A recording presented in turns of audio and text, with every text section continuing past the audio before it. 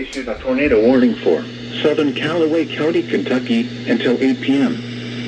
At 7:08 p.m., a severe thunderstorm capable of producing a tornado was located near Cottage Grove, or 11 miles northwest of Paris, moving east at 45 miles per hour.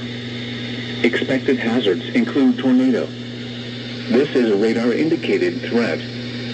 The following impacts are expected. Flying debris will be dangerous to those caught without shelter.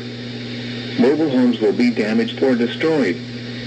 Damage to roofs, windows, and vehicles will occur. Tree damage is likely. This tornadic thunderstorm will remain over mainly rural areas of southern Callaway County, including the following locations: Hazel, New Concord, and Crossland. Take cover now.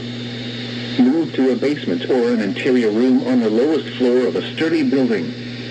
Avoid windows. If you are outdoors, in a mobile home, or in a vehicle, move to the closest substantial shelter and protect yourself from flying debris.